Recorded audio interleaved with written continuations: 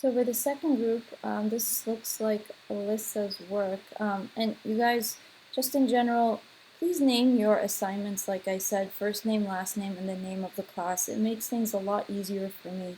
And remember, it's not worth taking points off of how things should be named. They should be named exactly like this. First name, last name, name of the class. Some people like to add the name of the recipe, that's fine, but this is what I'm asking for. First name, last name, name of the class. Okay, Alyssa, let's go into your critique. I see mocha iced coffee, which is nice. I like the centered layout. Remember, we're only using type, no graphic imagery or photographs or graphics supplementing our recipe whatsoever. So I would like to see this for maybe your connotative approach, if there's some way to do this with your type.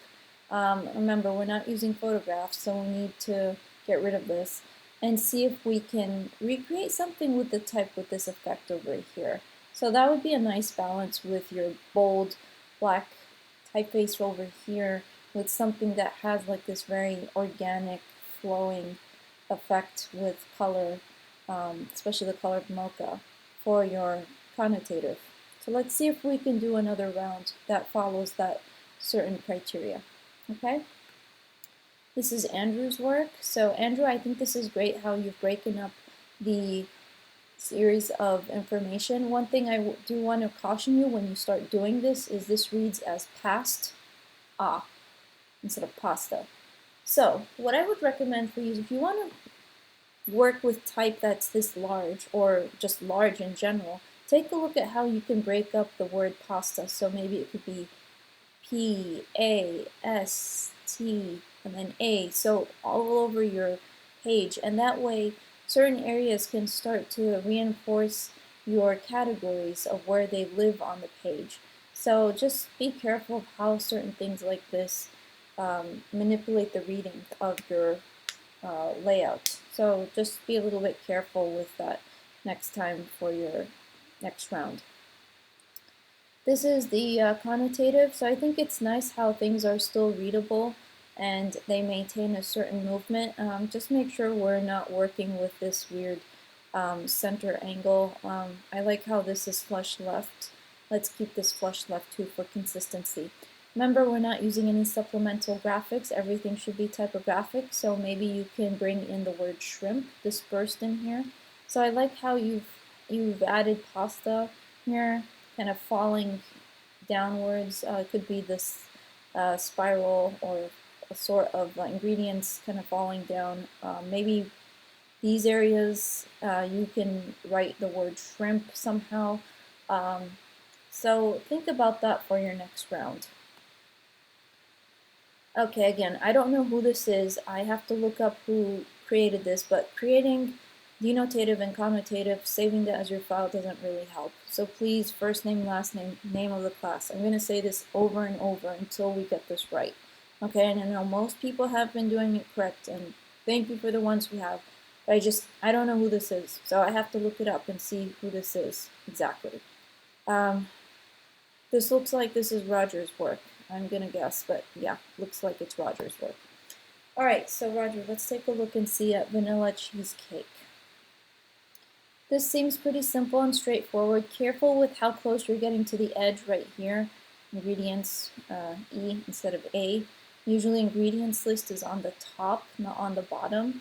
And careful how close you're getting to the edge. I think this edge here is nice with the white space. And just make sure you maintain overall that white space in general. And let's try to separate how we can create a little bit more difference between step 2 and the rest of these paragraphs that you have. And if this is supposed to be a layered cheesecake, you know, maybe I think maybe we can make some of this text a little bit smaller, and the ingredients can probably live on the same paragraph on top, like so. Maybe bold some of the steps just to create a little bit more differentiation between how we're seeing the weight of the steps and the paragraph. I think we need a little bit more expression and variation here for your connotative. This doesn't really tell me anything about vanilla cheesecake.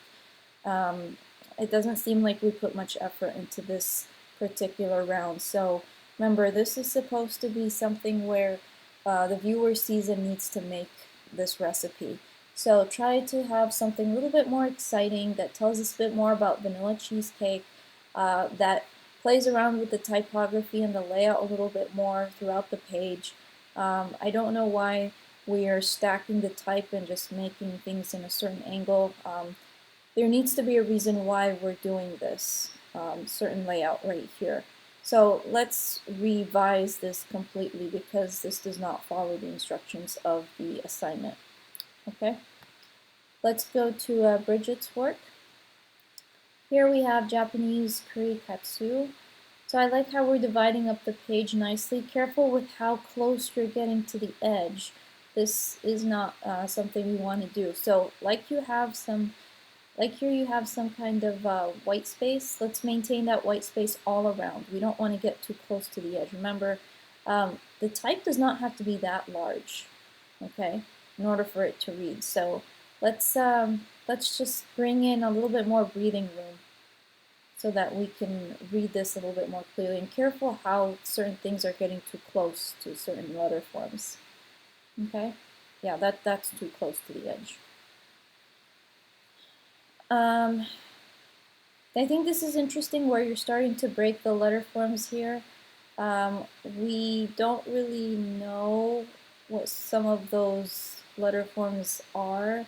I just see Katsu, Y, R, C, and like what exactly are those letter forms pertaining to? So we might need to read a little bit easily more into what's being communicated here. Careful with how close you're getting to the edges over here, and remember the white space, the issue of white space.